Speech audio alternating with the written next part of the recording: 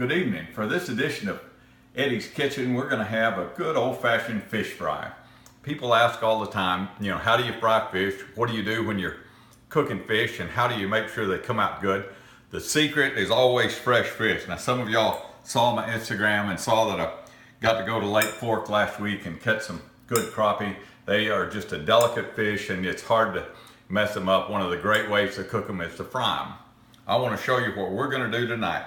Now I'll mix a little bit of the season. This is seasoned crispy, and this is another one I think that's got some seasoning on it. They have sometimes a Cajun seasoning, a little spicy seasoning. One of the big tricks that I use, I'm going to cut these fillets for about the same size, and then I'm going to use either a trapeze or a Red Devil hot sauce. We're going to put that all over the fish, roll it in the mill, and then put it in the grease. People always ask me, doesn't that make it too hot? Can you taste it? It's going to cook away. If you didn't see me do it, you wouldn't believe that I did it. And it makes the fish so good. You don't have to worry about any other seasonings, any other peppers. If you do mix your own, nothing wrong with that. You got good fresh fish. Some people like it a little different. You put a third flour and about 2/3 cornmeal. I would suggest that you use a little garlic salt in it and a little bit of pepper. I want to show you a couple of tricks as we're going tonight. One of the things I love to do is just buy a little tin holder like this. I line it with a little bit of paper towels, put me a little tin on it, and then as I cook them, I'll drain them out there and I'll show you that a little bit, dump them in here, shove them to the back. What I'll do is that once the fish starts cooking, you'll end up with some little pieces of the meal floating around on the top of it, and I'll scoop those off the top, dump them into the trash, and I'll drain the grease a time or two. What'll burn in your grease is the little particles that are in there, and they'll get to burning and they'll give it a bad taste. So if you'll scoop it out with a strain while you're cooking, you'll find it makes the grease last the whole time and it'll work great. Most cooks will tell you they want between 350 and 375 on their grease. Now you can get a little less and probably be okay. You start getting down too much, you're just putting that fish to soak up all that grease and it just sits in there and gets a little greasy. So I've got a little thermometer that I've used for years. This one clips on the side of my pot and it'll go up to the 350 easy, 375. You don't want one that's a low temperature, don't need something particularly high. This one goes to 550, I think. All right, now we're gonna do a neat little trick here. I'm gonna take these wonderful crappie fillets, we're gonna cut them into about equal sized pieces. I'm gonna transfer them over into a bowl, and then we're gonna either use this Red Devil trapeze hot sauce, or else we're gonna use this wonderful Louisiana hot sauce, and we're gonna put it all over it, and then we're gonna roll them in the mill and we're gonna fry them. The only one I don't use much for that is a Tabasco normally. It just doesn't seem to work right, but both of these two are great on it. You'll enjoy it a lot if you try it. So I'm gonna cut them mainly for the size. That way the group that I'm cooking at that time is gonna have about the same thickness to it, so it'll cook about the same time. Both of those feel about right, so that'll be good. These thinner pieces I'll trim up a little bit just to trim, but then I'll cook them together so that they don't end up getting real crispy and the other ones still needing some cooking with them done. All right, I've got my meal going for my breading here. We're going to use, the first one is our unseasoned fish fry, and it's real light, almost as light as a powder, as a flour. And then our other one, our seasoned one, is always a little thicker, kind of more like you'd expect cornmeal. And I mix about 2/3 of the unseasoned and about 1/3 of the seasoned, and I just mix it in with a fork. There's no magic to it. And it's got pretty much the salt and pepper and everything that you need in it. And then here are my fish that are waiting on me that I've got in the hot sauce we've been making. Now one of the things I do like is I do like to get my fish ready, get my meal ready, get my grease ready, and I like to roll my fish around in them until they're covered on all sides and kind of dry, and then take them out and get them in there. If you leave them sitting here, they're going to start absorbing that water, and it seems like it's going to get a little bit of a crust on it. My advice would be pull them out of your hot sauce, put them in the mill, get them ready, get a batch, take them out to your cooker and get them going. Let's do that right now.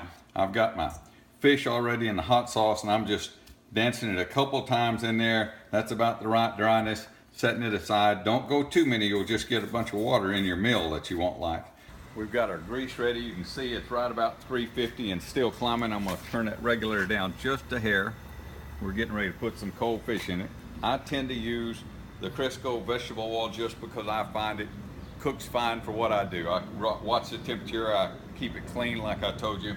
and I like it. I've tried peanut oil at different times. There's nothing wrong with that. Canola oil is great. Any of those are great. I just have good luck with the Crisco, and so I use the Crisco vegetable oil. All right, let's do it. Now watch this trick, guys. When you put it in the grease, it's very hot, and you know how water reacts with grease. So stand back just a little bit and use your long handle. Get it into the grease, and don't just dump it down in there. Hold it a minute. Pull it up a little bit. Let it go. If you have a bigger pot, I'm sure you could put it in. I've used this old Dutch oven for many years, and then I kind of push it down just to make the fish kind of float up off the bottom. More art than science comes in. I don't have great answers for you, besides you just got to kind of keep looking at them. You can see that's looking awful delicious right now. It won't be but a second now. You've got to stay on your toes here and let somebody else help you in the kitchen there. Now we're going to ease this fish out. Oh my goodness, guys. I guarantee you're going to have trouble keeping people out of that. Shake it just a little bit, bring it over, and let it sit on this paper towels that I've got.